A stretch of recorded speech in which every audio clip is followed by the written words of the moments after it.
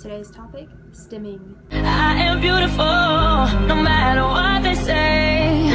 Words can't bring me down. I am beautiful in every single way. Yes, words can't bring me down. Oh, no. So don't you bring me down today. Hello, big wide world of YouTube.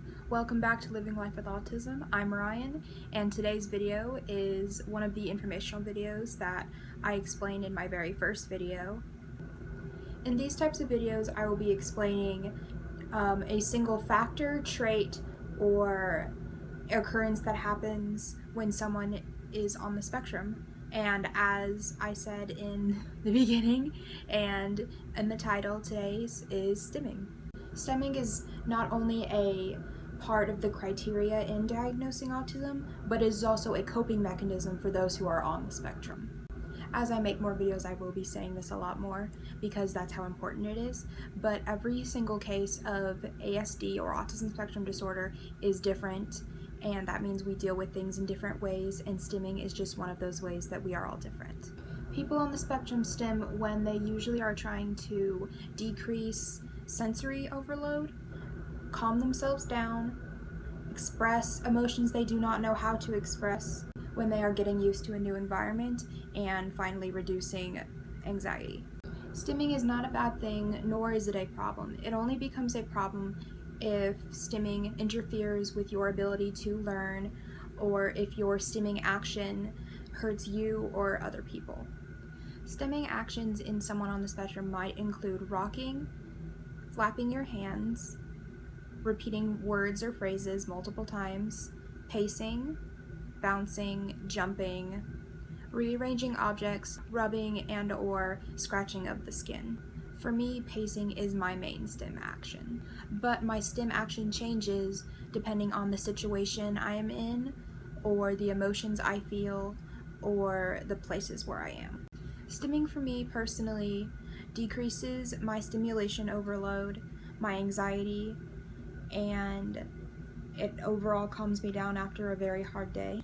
For example, if I'm feeling really happy or excited, I pace to happy sounding music, and I even dance when I'm feeling excited because that's just how I do it.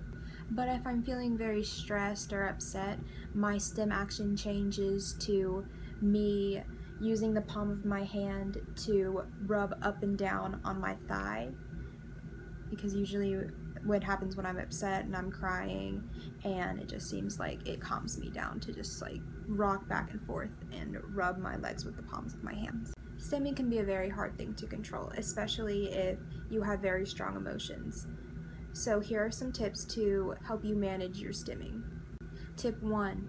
Do whatever you can to reduce your stim trigger. If you find yourself being overstimulated in a single area, find a more quiet and calming area to think and breathe until you calm yourself down. Tip 2.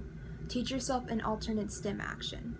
Since my main stim action is to pace, I can't exactly do that in a classroom or when I'm at school or on a campus or in public. So what I have taught myself to do is to learn a different stim action whenever I feel a certain type of emotion. So instead of pacing, I bounce my leg up and down, or I tap my fingers on a desk. Tip 3. Keep stimming tools on hand. Stim tools are objects that you can mess with to reduce overstimulation. One of these stim tools is hair ties to mess around with and bend. Another is having a stress ball, because they're so satisfying to squish and to help you get those unwanted emotions out. You can just feel it working. And the final stimming tool would be a phone.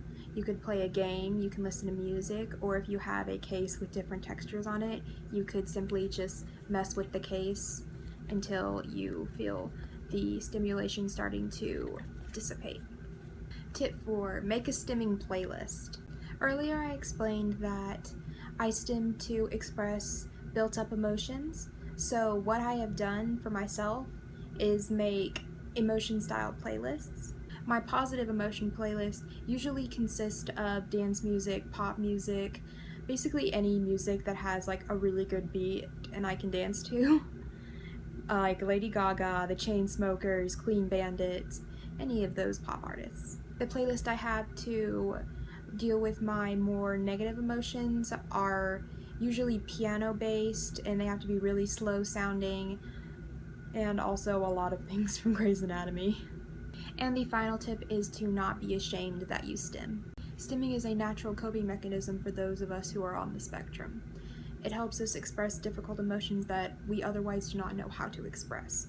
Stimming also helps us reduce a lot of stress and help us get through a single day. If you are on the autism spectrum and you have different ways that you stim, please comment them down below. Like, comment, and subscribe. See ya!